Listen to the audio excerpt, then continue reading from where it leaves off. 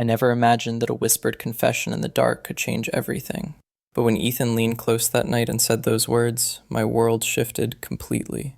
There was something about the vulnerability in his voice, the slight tremor in his breath, the impossible weight of what he was offering while asking me to keep it secret. Those words replayed in my mind for months, each syllable carrying the promise of everything I wanted, yet the heartbreak of knowing it had to remain hidden. Before we dive into this story, drop a comment and tell me where you're listening from. It all started 3 months earlier, on one of those crisp October evenings. The campus glowed with amber and gold, and I was studying in the library. Though honestly, I was watching Ethan through the tall windows as he walked across the quad. His presence had this way of slowing down time around him, the dark hair catching the lamplight, the effortless smile he shared with friends. I was captivated.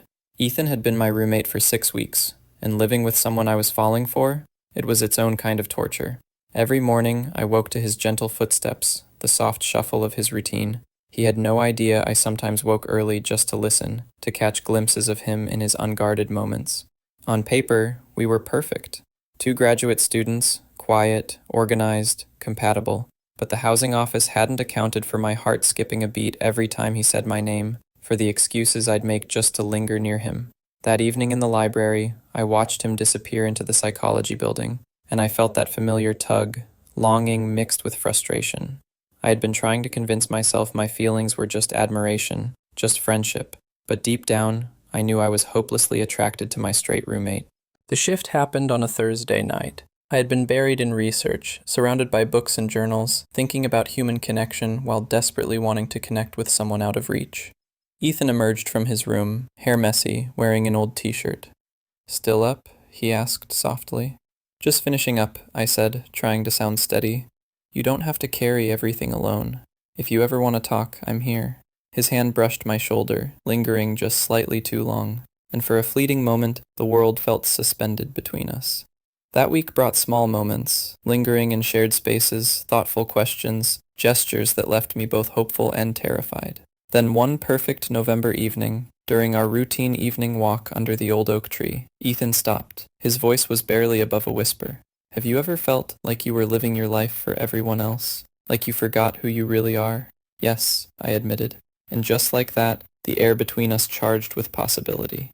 He finally looked at me, eyes filled with fear, hope, longing. "Sometimes I catch myself looking at you, feeling things I never let myself feel. The world seems different." "I know," I whispered. "It's not crazy." His voice cracked slightly.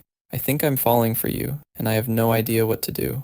The confession hung like fragile glass, and I felt tears prick my eyes, not from sadness but relief. From that night on, everything shifted. We navigated new intimacy carefully. Late-night talks, stolen touches, small gestures that communicated what we couldn't say aloud. Thanksgiving brought private time, walks hand in hand, first kisses on the couch, and soft confessions of love. Ethan learned to balance his public persona and private truth. I watched him grow, becoming comfortable in his own skin. There were moments of tension, like when his ex visited, or the anxiety before family visits, but each challenge only deepened our connection. By New Year's Eve, he couldn't hide anymore. "I miss you," he said over the phone, his voice tight. "I can't pretend anymore. I'm falling in love with you." The words hit me like lightning. "I'm falling in love with you too," I replied. When he returned, we finally embraced openly, holding hands, talking, kissing, discovering what it felt like to exist fully together.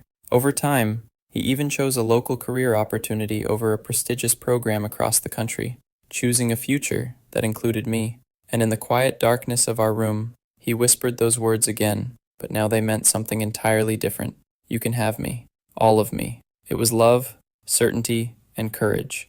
An entire life of possibilities condensed into that single, perfect moment. And that's where our story ends, for now. If you enjoyed this journey, don't forget to hit like. Share it with your friends so they can experience it too. Drop your thoughts in the comments. Maybe the next story will be yours. Let's meet in the comments.